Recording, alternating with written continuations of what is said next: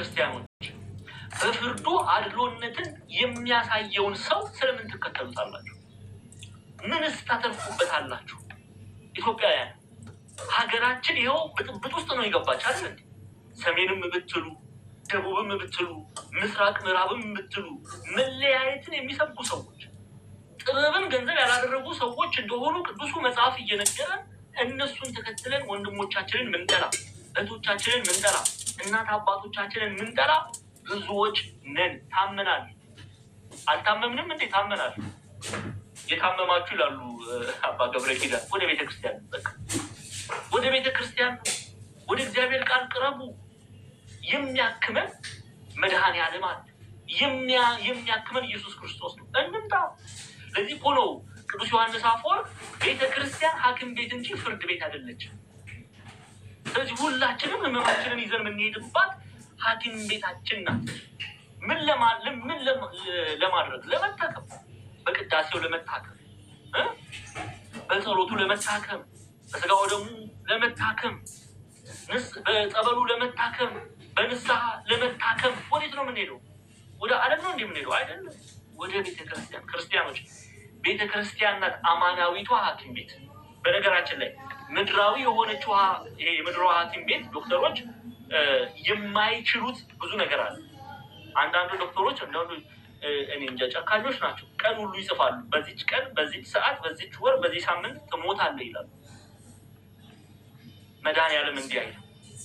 ሸክማችሁ የከበደ ኑ ወደ እኔ ነው የሚለው። በቃ በእምነት ወደ ቤተክርስቲያን በቃ ይህ ያለፈው ህይወታችን በአድሎነት ያለፈው ህይወታችን ሊኖር ይችላል።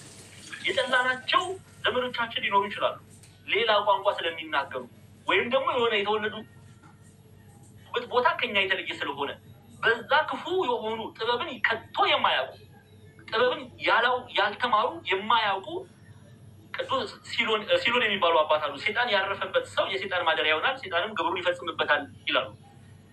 ክፉ መንፈስ ያደረባቸውን ሰዎች ሰምተው በጥላቻ የተመላለሱ ብዙ ሰዎች አሉ። ያንን ማንነት ትተን አሁን ወደ ቤተክርስቲያን መጥተን እንታከም። በቃ እግዚአብሔር አምላክ በእግዚአብሔር ዘንድ አድሎነት የለም። ስለዚህ ያዕቆብም ነገረን፣ ጳውሎስም ነገረን። እግዚአብሔር አምላክ ምንድን ነው? አድሎነት፣ ክፉ ዳኛ አይደለም። አድሎነት የለም። ድሃውንም ሀብታሙንም የሚወድ አምላክ ነው። እኛም እንደዛ መሆን እንዳለብን ነው ያዕቆብ የሚመክረን ጎበዞች። እስቲ ስለዚህ እንመለስ አሁን ወደ ያዕቆብ መልእክት እንመለስ። ክፈችልንና እያነበብን እንቀጥላለን። እሺ፣ ግልጽ ነው አይደለ? በደንብ እየተረዳችሁ ነው? ገና ከመጀመሪያው ቨርስ ነው እኔ ሁሉ ሰዓት ውስጥ ያብራራሁት። እሺ፣ አሁን ወደ ወርቁ ደግሞ ከፍ ትንሽ የወርቅ ቀለበት አለ። አሁን ያዕቆብ የወርቅ ቀለበት ያደረገና የጌጥ ልብስ የለበሰ ሰው ወደ ጉባኤያችሁ ቢገባ፣ እድፍ ልብስም የለበሰ ድሃ ሰው ደግሞ ቢገባ፣ እሺ ከፍ አድርጊው፣ የጌጥ ልብስም የለበሰውን ተመልክታችሁ አንተስ የምን ልብስ? የጌጥ ልብስ። አስተውሉ። እዚህ ጋር በባለፈው ትምህርታችን ላይ በደንብ አብራርቸዋለሁ፣ ግን ያዕቆብ እያንዳንዱ የሚጽፈውን ነገር አስተውላችሁ አድምጡ። ምንድን ነው የሚለው? ባለጸጋ አይደለም ያለው። ስፔሲፊክሊ ስለ ወርቁ ነው እየተናገረ ያለው።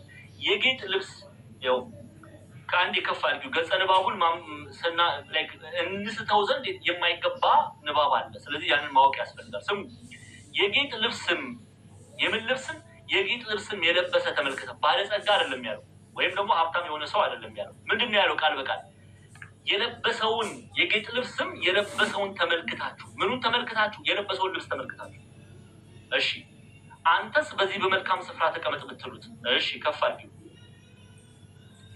ድሃውንም አንተስ ወደዚያ ቁም ወይም የእግሬ መረገጫ በታች ተቀመጥ ብትሉት እራሳችሁ መለያየታችሁ አይደለምን ብሎ ይጠይቃል። ነው አይደለም? አንድ ባለጸጋ ሰው ቢመጣ ያ ባለጸጋ በእጁ ወርቅ አድርጓል፣ የጌጥ ልብስ ለብሷል። አሁን እዚህ ጋር አባቶቻችን ይላሉ ይሄ ባለጸጋ በእጆቹ ወርቅ ያደረገበት ምክንያቱ ባለጸጋ ስለሆነ አይደለም እየተወቀሰ ያለው። በደንብ ስሙ። ሀብታም ስለሆነ አይደለም እየተወቀሰ ያለው። በደንብ እንስማ። ቅዱስ ዮሐንስ አፈወርቅ በባለጸጋ ዘንድ ብዙዎች ይወቅሱኛል ይላል። እንዲሁ ቃሉን ባነብላችሁ ከዛ ሚላል I am strict with the rich people who uses money ይላል።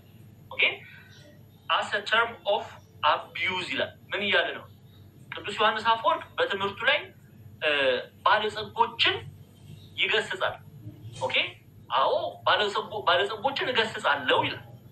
ባለጸጎችን ግን ሲገስጽ እኔ በመልካም በሆነው መንገድ ሰርተው ለፍተው ጥረው ግረው ገንዘብ ያገኙትን አይደለም። አዎ ገስጻለሁ። የምገስጸው ግን ንብረታቸውን ለክፉ ነገር የሚጠቀሙትን ነው። ትገስጻለህ ትሉኛላችሁ። ትምህርት በባለጸጎች ዘንድ ጠንከር ያለ ነው ትሉኛላችሁ። አዎ ትክክል ናችሁ። ነውም ደግሞ ግን አለ፣ ስሙ፣ ግን አለ እኔ የምገስጸው ባለጸጎችን ሳይሆን ማለትም ያገኙትን ሀብት በክፉ መንገድ ያገኙትን ነው። ሀብታቸውን ተጠቅመው በሰዎች ላይ ክንዳቸውን የሚጭኑትን ነው። ሙሉውን ባነብላችሁ ደስ ይለኛል።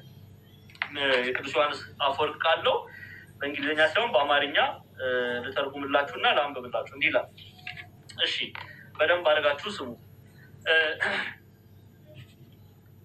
ዮሐንስ አፈወርቅ ባለጸጎችን ትገስጻለህ፣ በባለጸጎች ላይ ትምህርት ጠንከር ያለ ነው ለሚለው መልስ ያቀረበውን ነው ማነብላችሁ። እንዲህ ይላል።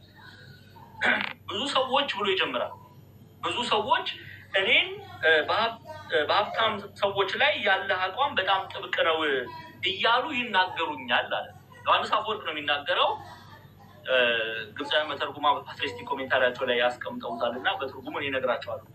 ብዙ ሰዎች እኔን አለ በሀብታም ሰዎች ላይ ያለ አቋም በጣም ጥብቅ ነው እያሉ ይናገሩኛል።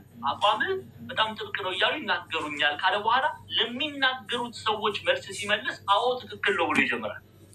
ስሙ፣ በእርግጥም እንዲህ በማለታቸው እውነት ብላ